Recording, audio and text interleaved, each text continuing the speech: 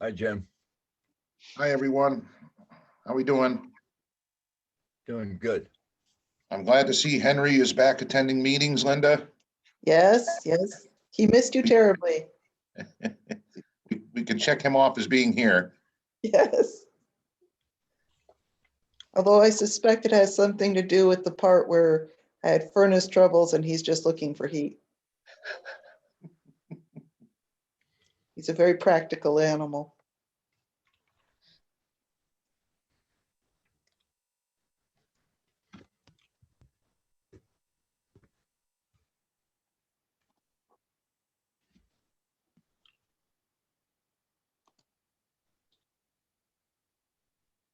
Good evening, all. Hi, Jay. How's everybody today? Pretty good, given the state of things. Yeah. Well, I'm getting rid of most of the snow on my lawn, but I still got some big piles from those from the plows. But Yeah, and you might get a little bit more tonight, Jay, depending yeah, I on heard that. something. Although I found it. My friends found a golf course in Newtown that's Newtown, yeah. No. Or no, what is it? Monroe. That's open. Wow. So I've got a tea time for next Wednesday. So let's can only hope. God bless you. Yeah. We're all vaccinated, so we're good to go. Nice. I was thinking the cold weather, but okay. Yeah, Well, right. you know, it's supposed to be what, 60 next week or something like in the 60s next week. So Yeah. I'll take that. yeah. Okay, I've got 5:30. We'll call the meeting to order. Entertain a motion for approval of the minutes of the March 4th meeting of the Board of Selectmen. So move. Jay, Second. Dean, any discussion? Oh, thank All you. in favor? Aye. No communications, appointments and resignations. I would make the motion that we appoint Brandon Ferrara as an alternate on the Historic District Commission until January 1st, 2024. Brandon's been in touch with Tom Hollinger, sent in his letter of interest, which was pretty extensive. Is there a second? Sorry, I Second should. that. Jay, any discussion, guys, comments, thoughts? Just happy to have somebody new on a member involved. So thank you. Absolutely. All in favor? Aye. I would also make the motion that we appoint Amy Dyer to the Sustainability Committee. Is there a second? Second that. Thanks, Jay. And, Discussion? I'll just say Amy's attended the last couple of sustainability committee meetings, had some good input in those meetings. And as I said with the other members, she still decided to be on the committee. So I thank her for that. And I look forward to having her involved. I think she'll bring a lot to the table. So Sooner or later, I would think you'll get somebody to chair that thing, Jay. that's certainly my goal. Getting a lot of people, a lot of interest.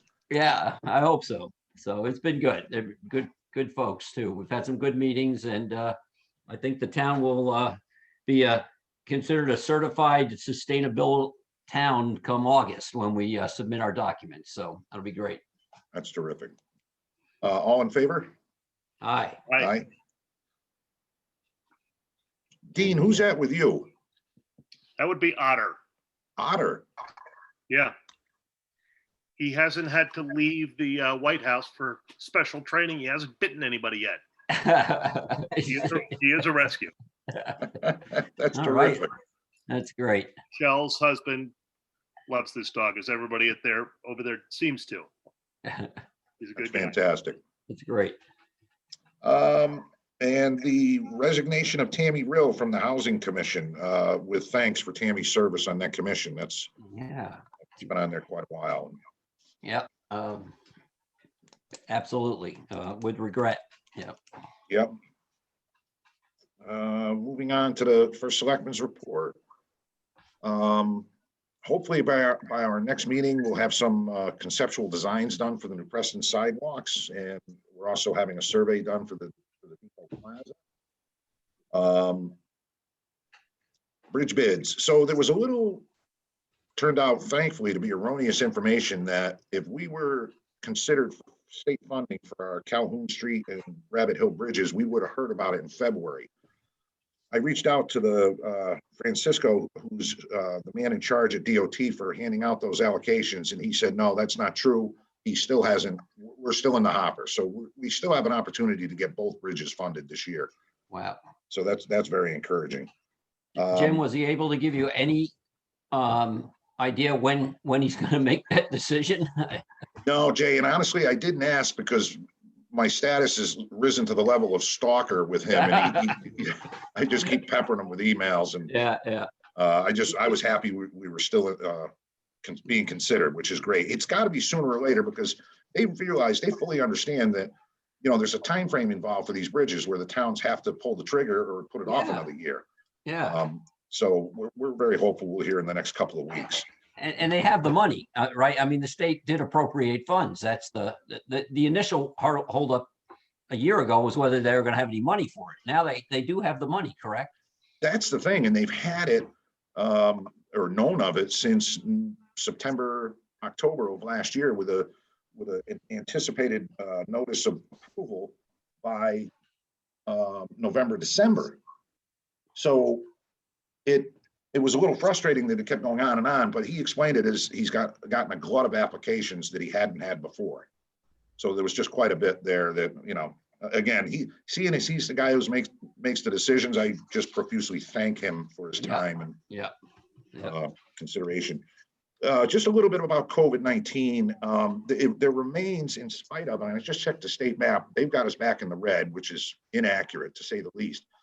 But I was somewhat comforted by the fact that you could go to their map and for example, any municipality over a 5 per 100,000 should be yellow, and they're not.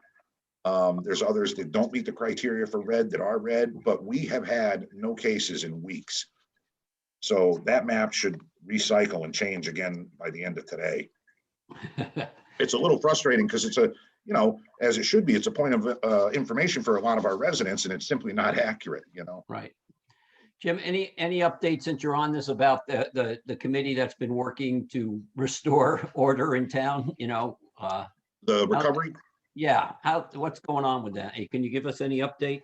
Sure. So we met last Friday. We tend to go every couple of weeks. The last few weeks we've been meeting every week because our group of phone callers setting people up for vaccine appointments, as a byproduct of their calls, realized that there were a fair number of seniors that were very isolated throughout this thing. That I don't want to say fell through the cracks, but it just wasn't known, you know, in spite of our efforts. So what they've been doing is they've been working with a lot of these seniors, and we've come up with a flyer that the printers have completed that all the businesses have agreed to hand out. So, for example, the food market, the supply company, wherever else, they'll just put the flyer. It's just a small flyer right in the bag with phone numbers, contacts, pretty much soup to nuts, whatever you may need. If you're in need, let us know. That's great.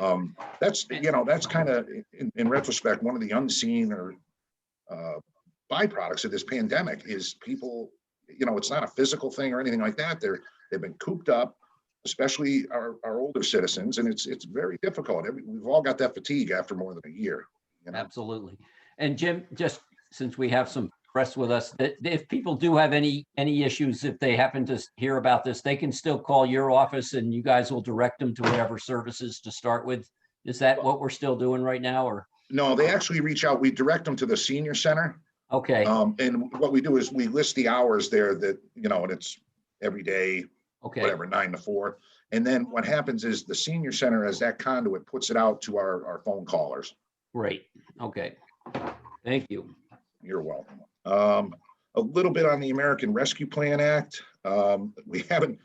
This thing came out with very little detailed guidance. The only guidance we had was from CCM, Connecticut Conference of Municipalities, and they were really broad guidelines. They were almost bullet points, but it listed everything from, you know, individuals in distress, businesses in distress, infrastructure projects, capital projects, broadband. It was really all over the map. So we know we have an allocation of $340,000 coming to the town of Washington.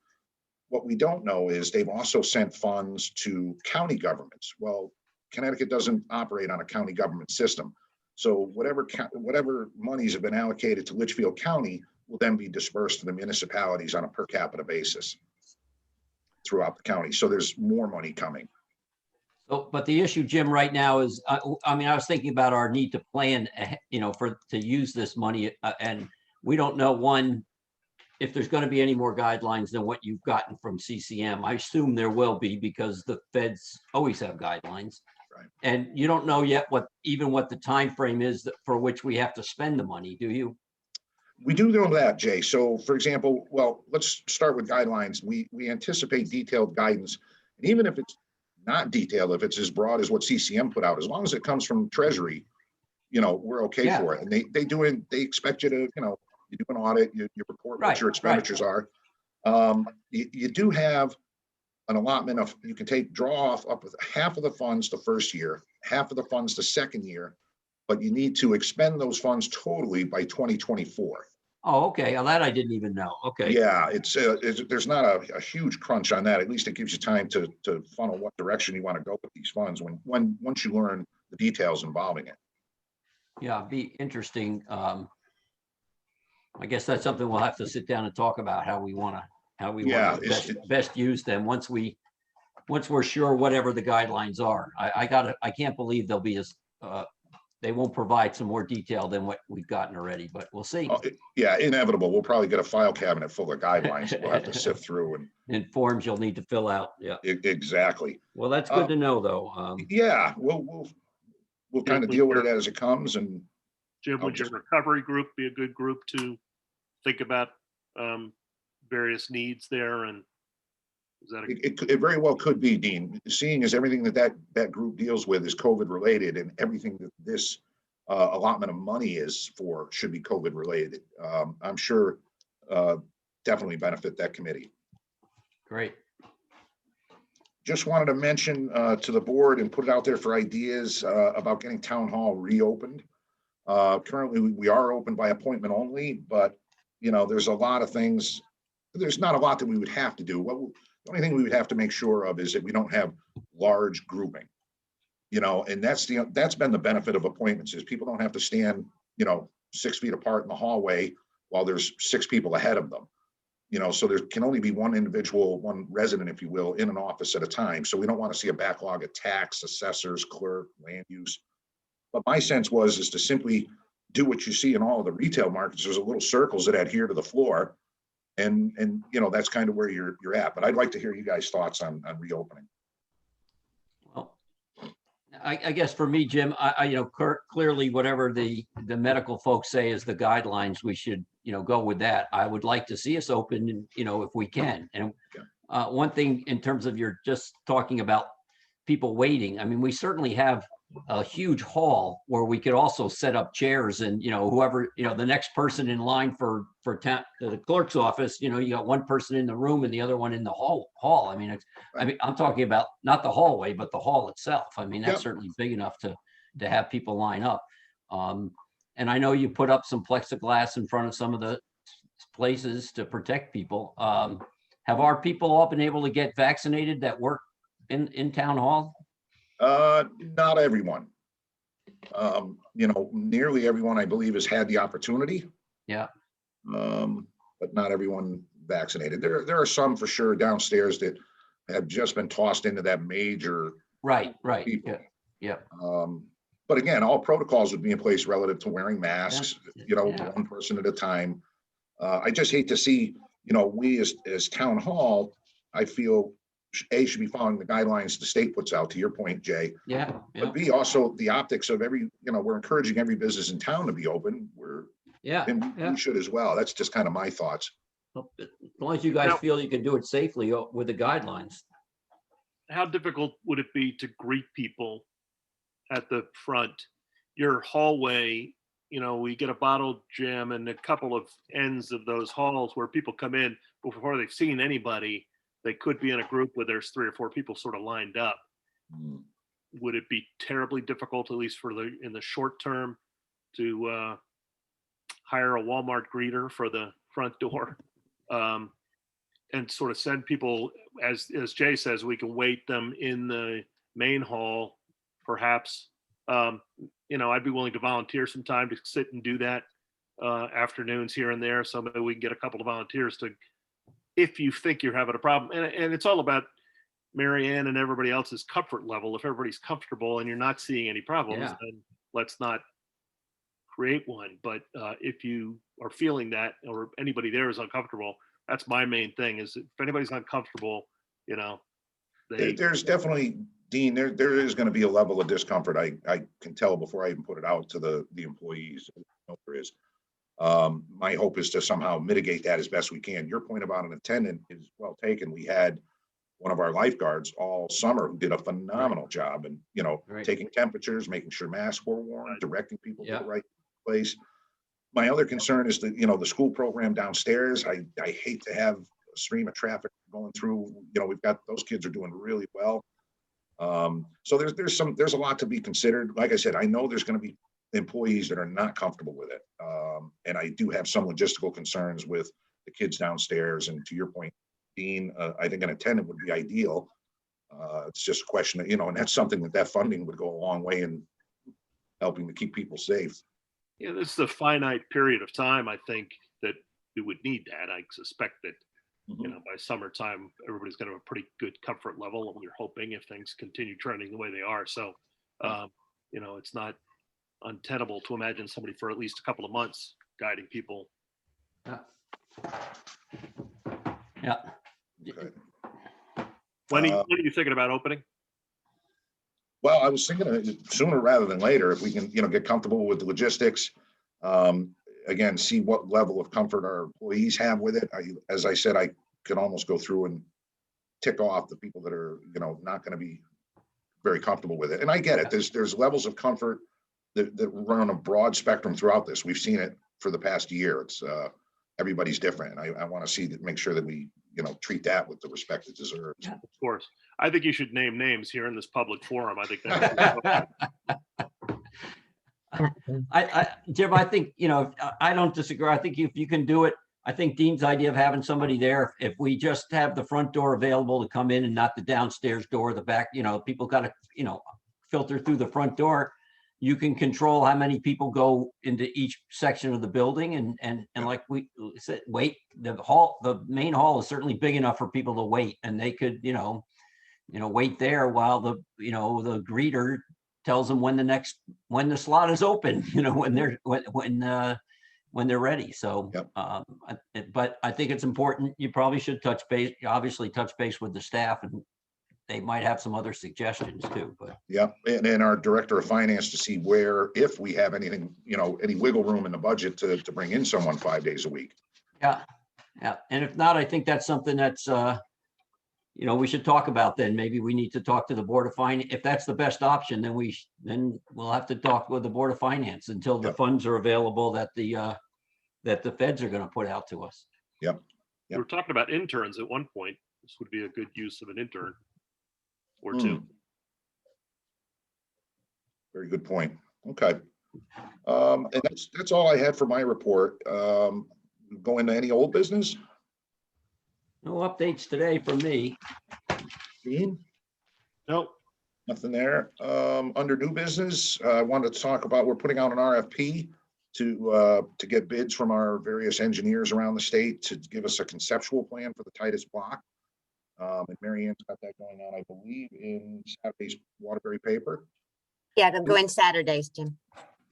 Do we have some, you might have sent them and I didn't see it, but do we have some specifics that we're giving them in terms of what we're looking for, Jim?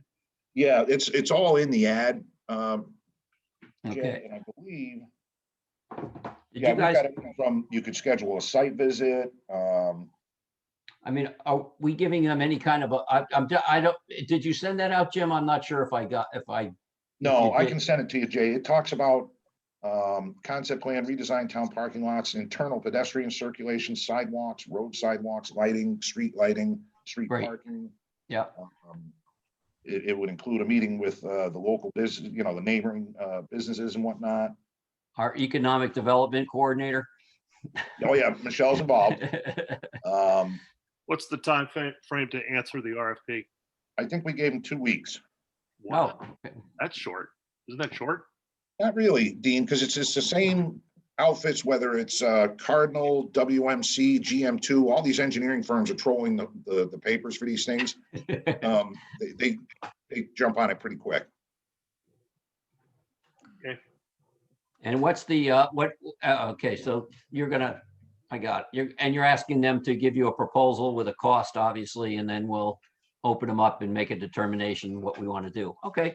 I mean, I think it's a good move. We clearly have been trying to get some grant money to get this started, and it fits into some of the things we're trying to do in the depot. So let's get it rolling.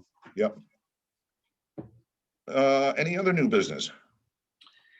Yes, I was going to bring up, along with Michelle and Jay and Jim, we had this notion that the town may need what we're now calling an Arts Council, Washington Arts Council. Or we're going to find out if there's a need and a desire to be in such an organization or a group to sort of explore various ideas for bringing some additional arts and culture programs into Washington and kind of overseeing maybe a lot of the separate groups. And we're just going to put together a committee and see kind of what they come up with and see how it flies. So I don't know if that requires a motion to do that, but maybe we can just start to see if we get some feedback and some interest, and then go from there. Yeah, I would say we formalize it a little bit more. Let's see if we can find some interested individuals, Dean, and then we can make a motion to make appointments. Okay. But I fully support it. Yeah, I think it's a good idea. We have a lot of great stuff going on in town, and we're not, as Dean has said before, we're not looking to take over that. We're just trying to help coordinate it, and we've done a lot of work already through our websites and some of the work that Michelle's done. But it was just, seemed to be enough going on to have a group oversee all that and keep it coordinated and work together. And there's certainly the trend is more of that than less in the past few years, which is a great thing. So that interest is absolutely there. Yeah, the few people I've talked to, and I think Michelle would, I'm guessing, is going to agree with this or found the same thing. They're not only excited about an idea like this, they all have ideas that I haven't thought of. Permanent art installations. So every time I present it to somebody, they go, "Oh, I know what we need in this town." So there's a high energy and high spirit when it comes to the arts here. And so I think putting a group together that can explore all those ideas and kind of bring them down to some workable ideas would be great. So we'll be sending out a letter and seeking some folks for this committee fairly soon. Great. Thank you, Dean. Yeah, thanks, Dean. Michelle, you too. Michelle, let's open it up to visitors. Anybody have anything for the board? Jim, I just had a brief question. The Titus plan that you have identified or that you are now set in motion, what is the perimeter of Titus under that definition? So it would be just what it suggests. It would be Titus Road and everything within that block area, Dan. But that's not to say that that go all the way to Route 47 coming over from Woodbury and also out to 47 going out to 202. Correct. So okay. But it's a little bit more than that. Part of the thing with the sidewalks, we've got the sidewalks in front of Judy Black we wanted to take care of. Ideally traffic calming measures on the state roads coming into town. But the bulk of it is, and this is the reason for the surveys, to find out exactly what the town owns and what's owned by the businesses, address the drainage and pavement issues, and address the sidewalk connectivity issues. There's a lot under this thing that's got a lot of moving parts. Okay, thanks. That's helpful. Anyone else? My goodness. Okay. Well, everybody stay safe tonight in the snow. Hopefully the last one of the winter. I remember the April snowstorm. I drove it back to college, but that was a long time ago. But so watch out what you wish for, right? Right. I would make a motion, we adjourn. I'll second that. All in favor? Aye. Good Good night, everybody. At all.